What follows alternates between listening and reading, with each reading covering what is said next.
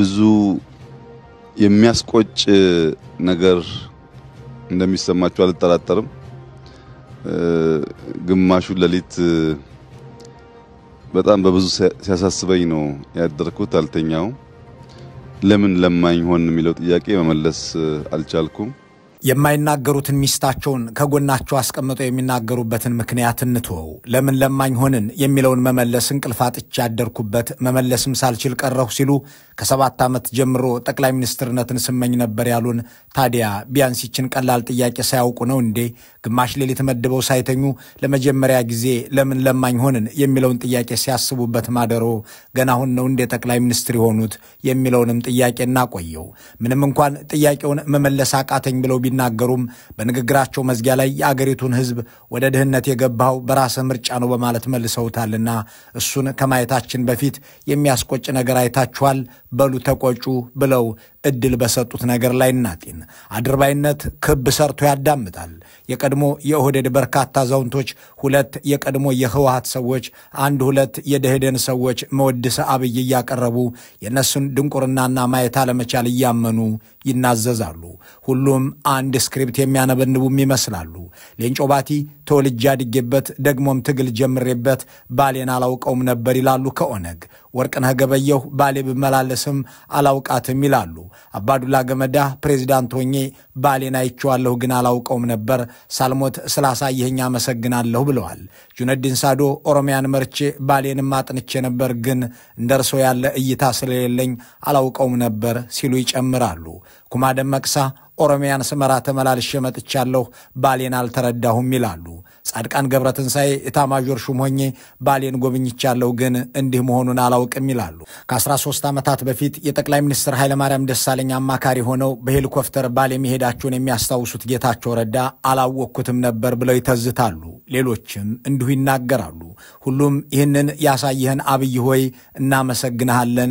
የሚለውን አይዘሉትም በመዝጊያና በመነሻ ንግግራቸው ላይ ይደጋግሙታል የተወለዱበትም በሄሊኮፕተር የተጓዙትም ኢታማዦር ሹም ሆነው አገር የመሩትም የክልል ፕሬዝዳንት የነበሩትም እንዲህ አላዋቂነታቸውን እየተነተኑ ልብ ስውራን መሆናቸውንና ጠቅላይ ሚኒስትራቸውም ልዩ መነጽር ማጥለቃቸውን እያስረዱ በቆዩበት በዚህ ንግግር ላይ ሁለት ሰዎች የተናገሩት ንግግር ጠቅላይ ሚኒስትሩን ብስጭት ሲያደርግ ይስተዋላል ጻድቃንና ኩማ አብይን ኩም ያደረጉ ሆነው ታይተዋል የቀድሞ መንግስት ጠቅላይ ሚኒስትርም ካቢኔም አማካሪም የነበሩት ያሁኑም የጠቅላይ ሚኒስትሩ አማካሪም ካቢኔ የሚሆኑት ጌታቸው ረዳ ደግሞ ከአብይ በታች በመሆን አለቃቸውን ከፍ ለማድረግ የሚወርዱት ቁልቁለት ከመፍጠኑ የተነሳ በዝቅታ የራቁ መሆናቸውን የሚያሳይ ንግግር ተናግረዋል ለአድርባይነት ያሰፉት ጥብቆ እየሰፋባቸው ያሉ የሚመስሉት ጌታቸው አለቃቸው ለማስደሰት ብለው አጠገባቸው ያሉትን ቢያንስ 5 ሰዎች ይዘልፏቸዋል ነገርየው ባለቤቷን ተማምና ጅራቷን ውጭ እንደምታሳድረው ላም ያለ ነው እነዚህን ጉዳዮች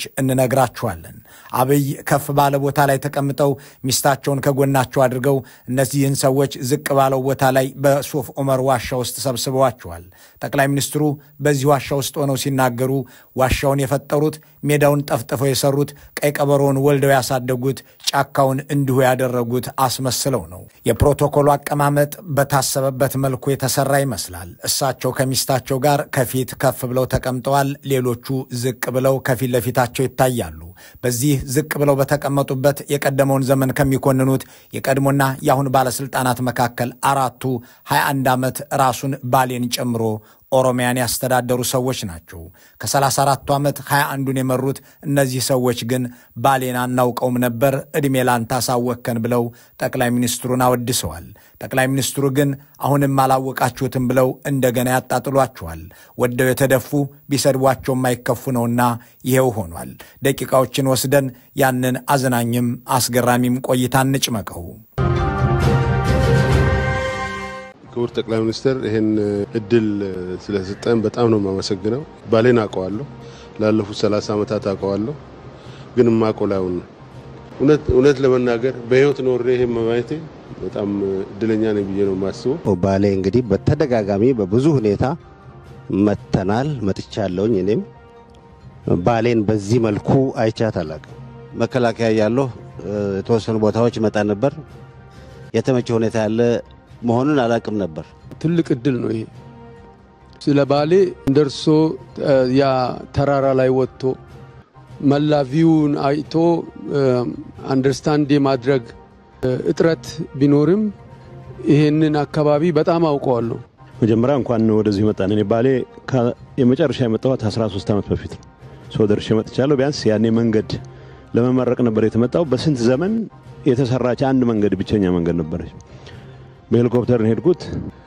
እኔም ባሌ የመጣሁት ለመጀመሪያ ጊዜ አይደለም፣ በተለያዩ ጊዜያቶች መጥቻለሁ። ሶፍ ዑመርንም አይቻቃለሁ፣ ሌሎችንም አይቻቃለሁ። ግን በዚህ ስፋትና በዚህ ደረጃ አልተረዳሁም፣ አላየሁም። አድርባይነት ጠቅለል ብሎ ተደርድሮ ሲቀርብ ይህንን ይመስላል። ባሌ ላይ አየን የሚሉት አብይ ሰራሽ ነገር ምን እንደሆነ አይገልጹም። ቀይ ቀበሮው ያኔም ነበረ፣ ተራራውም እንዲሁ፣ ዋሻውም ላይ ለውጥ የለም። ምን አዲስ ነገር አለውና ተመሰጣችሁ ብሎ ለሚጠይቃቸው ቤተሰባቸው የሚመልሱት ይህንን እንዳልሆነ መገመት ይቻላል።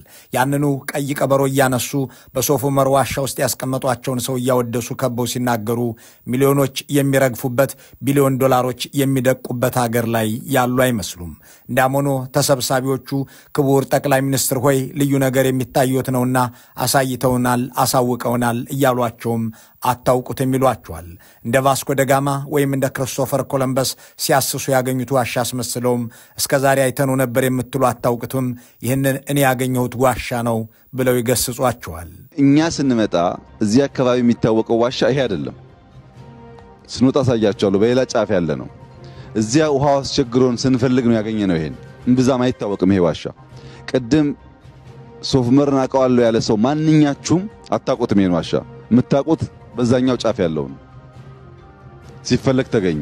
የቀድሞቹ የኦሮሚያ ክልል ፕሬዝዳንቶች፣ የቀድሞቹ የኦህዴድ ስራ አስፈጻሚ አባላት እነ ወርቅነህ ገበየሁ፣ እነ ግርማ ብሩ፣ የቀድሞቹ ህወሓቶች እነ ጻድቃንና ጌታቸው ሶፍ ዑመርን በሄሊኮፕተር መተን ጎበኘነው፣ ወርደን አየነው፣ የገባን ግን ያወቅነው አሁን እርስዎ ሲያሳዩን ነው እያሉ ሲናገሩ ቢቆዩም ጠቅላይ ሚኒስትሩ ግዴን ለማታውቁትም ይሄን እኮ እኔ ፈልጌ ያገኘሁት ነው ብለዋቸዋል። አሁንም በድጋሚ አንድ ነጥብ እናንሳና ወደ ቀጣዩ ጉዳይ እንለፍ። በዚህ አብይ ከሚስታቸው ጋር ከፍ ባለ ቦታ ላይ ተቀምጠው በሚናገሩበት ዋሻ ውስጥ ዝቅ ብለው ተቀምጠው ተመስጠውም ከሚያዳምጡት ሰዎች መካከል አራቱ ኦሮሚያን 21 ዓመት የመሩ ናቸው።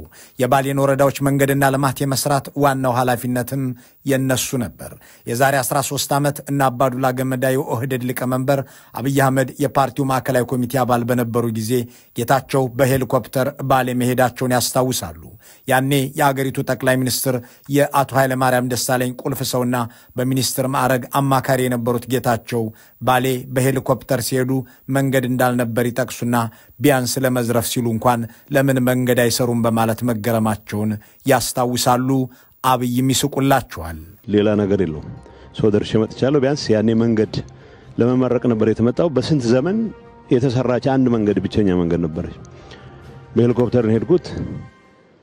በጣም ሀብታም ምድር መሆኑን የሚያጠራጥር ነገር አልነበረው። እንዲህን አትሊስት ሀብት ለመጠቀም እንኳን መንገድ ቀደም ብሎ መስራት እንዴት አልታያቸውም ብዬ ጠይቅ ነበር።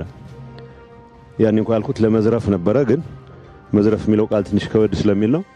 ለመዝረፍ እንኳን ለምን መንገድ አይሰሩም ነበር አልኩ እያሉ ንጉስ የሚያስቁት ጌታቸው በዚያ ዘመንና በፊት የነበሩትን እነ አባዱላን፣ እነ ኩማን፣ እነ ጁነድንን ሌባ ነበሩ እያሉ ካልሆነ በቀር የባሌ ዞን ወረዳዎች መንገድ የሚገነባው በኦሮሚያ ክልል መንግስት እንጂ በኃይለ ማርያም ደሳለኝ እንዳልነበር ጌታቸው ይዘነጉታል ተብሎ አይጠበቅም። ያኔ የመጣሁት በሄሊኮፕተር ነበር ይላሉ። በእርግጥ በዚህኛውም ዙር የሄዱት በአውሮፕላን ነው። የሚያማክሩት መንግስት አገሩን ጦር ሜዳ ስላደረገው ከአዲስ አበባ ባሌ ይቅርና ከቤተ መንግስት ሞጆ ድረስም አምኖ የሚጓዝ የለም። ያኔም እሳቸውን በሄሊኮፕተር የወሰዳቸው የአገሪቱ ቱባ ባለስልጣን መሆናቸው ነው። ጥያቄው በወቅቱ የነበሩት የባሌ ወረዳዎች መንገድ መሰራት የነበረባቸውና ዘራፊዎች ያሏቸው የኦሮሚያ ክልል መሪዎች እና አባዱላን ካልሆነ ዘራፊ ያሉት እሳቸውም ካቢኔና አማካሪ የሆኑበትን የኃይለ ማርያም ደሳለኝን መንግስት ነው ማለት ይሆናል።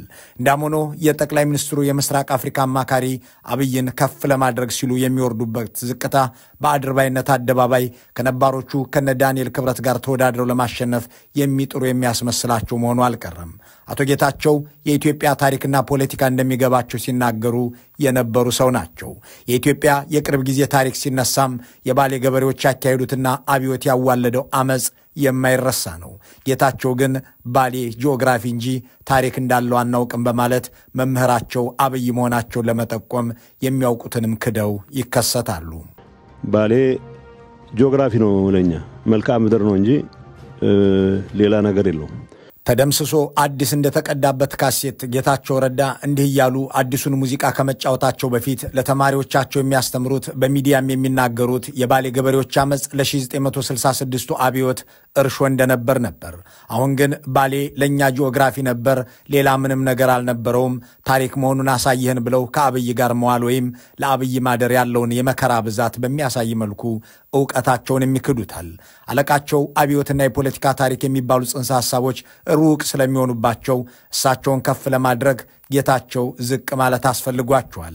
እናም ታሪክን መካድ፣ የቀደመውን የራሳቸውን መንግስት መካድ፣ ዕውቀታቸውንም መካድ ግድ ሆነባቸው ይመስላሉ።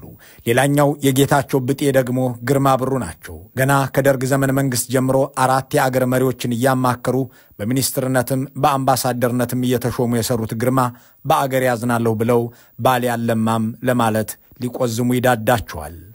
አሁን ባሌ ሁለቱ ባሌዎች አንድ ላይ የአጠቃላይ ኢትዮጵያ 3.9% በቆዳ ስፋቱ ይህንን የሚያክል የአገሪቱ ክፍል እኔ በማውቀው ዘመን መሃል ካለ ልማት ተነጥሎ ምንም አይነት ይሄ ነው ተብሎ ሊጠቀስ የሚችል የልማት እንቅስቃሴ ያልነበረበትን ዘመን ሳስብ በእውነቱ ለአገሬ አዝናለሁ።